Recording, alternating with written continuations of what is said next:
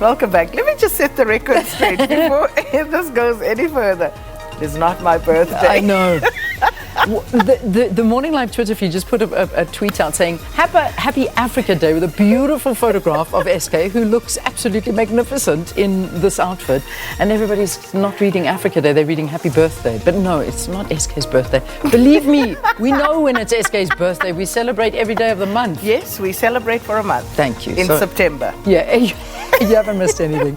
All right, let's get into trending topics, shall we? And happy birthday, Sakina, is not a trending topic, but Jub Jub is. So, yeah, this is now, these again are very linked, and there's a big conversation going on about being released from jail and being forgiven. So, and it's the link there between Sindiswe as well. Yeah. Sindiswe Manqele and Jub Jub. Exactly. So you've got, some Twitter users going and saying Jub Jub served his sentence, Sizwe served his sentence, Brix is still serving his sentence, Sindisiwe served her sentence. Like, let's, please, we are now waiting the release of Brix, and that's just the way it is, just you serve your sentence and you come out, and we have to welcome. Another one, you'll welcome Jub Jub with open arms. Sindisiwe Manqele should get the same treatment, let her live her life, same as you allow Jub Jub to pick up from where he left off. And on and on and on. That's what the commentary is all about.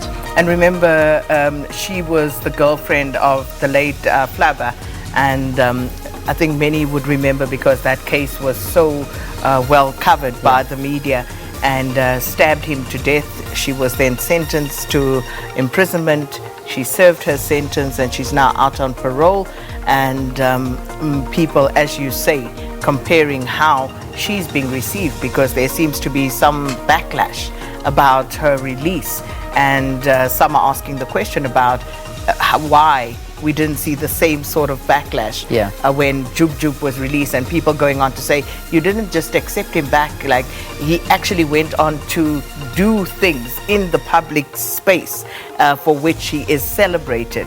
And why should it be any different for Sindisiwe or anyone else? Absolutely. So Sindisiwe was sentenced to 12 years.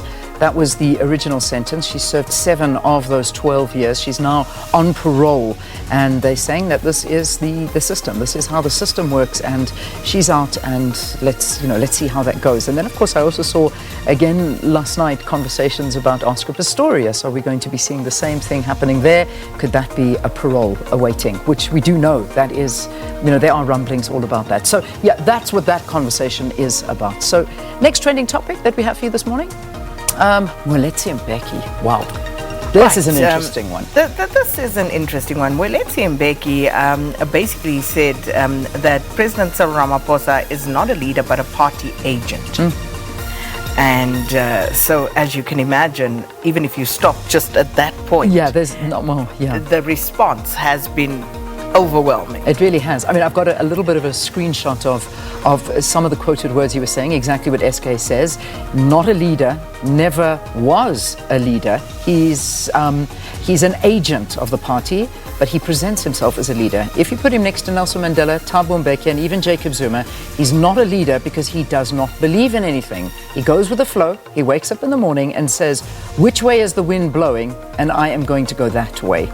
That's what he had to say. So he was really sort of being quite scathing. He's saying, I think South Africa is a great country. We have a very poor government, and many people mistake the government for the people of South Africa or for the country.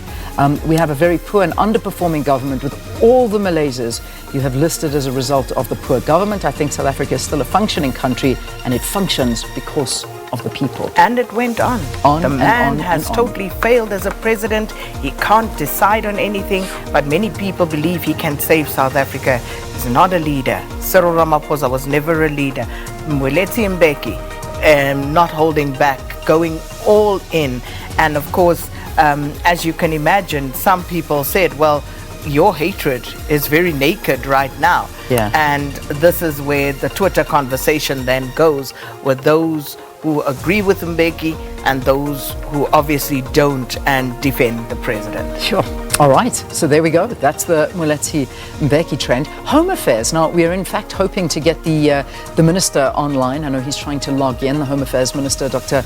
Aaron Motsoaledi. So, I mean, the Home Affairs has been trending for a while, but I suppose what's escalated the trend now is the announcement from yesterday, basically saying that they've awarded 266 million rand, which is going to help push staff levels up by at least 42%. They're hoping to hire 764 employees. 517 of these employees will be front office staff. 288 will be at the new immigration offices. There's also talk that they're going to be opening up Home Affairs in shopping centres so they can make it easier for people to access. So I know there are many, many complaints with regard to the service from Home Affairs. And again, we're hoping to get the minister. So if you've got issues and you want to talk to us about Home Affairs and something that you've been experiencing, write to us now. The minister will be coming on shortly. So hopefully we can get some answers to those questions. But that's the trending topic. Indeed. And of course, it's that time of year when the various departments are tabling their budget votes and just giving a sense of how their budgets will be spent. So quite interesting, and I'm sure you'll get into that with the minister in terms of how they are intending to basically spread that pie in the Home Affairs Department.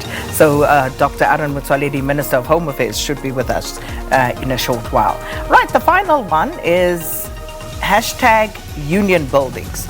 And for various reasons, of course, yesterday President Ramaphosa hosting his German counterpart, Chancellor Olaf Scholz, but also because of the mine workers who are camping outside on the lawns of the union buildings. These are striking mine workers.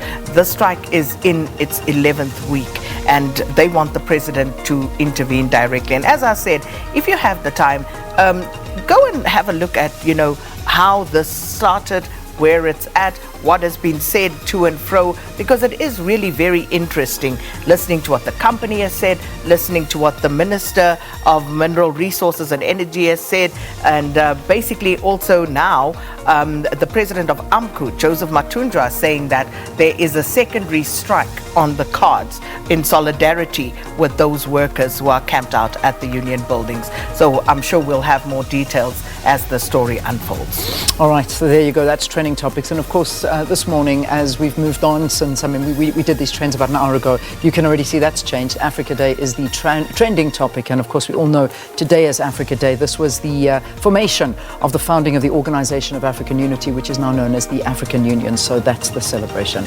And that leads me to the question. Let's ask you, as we commemorate Africa Day today, what does being an African mean to you?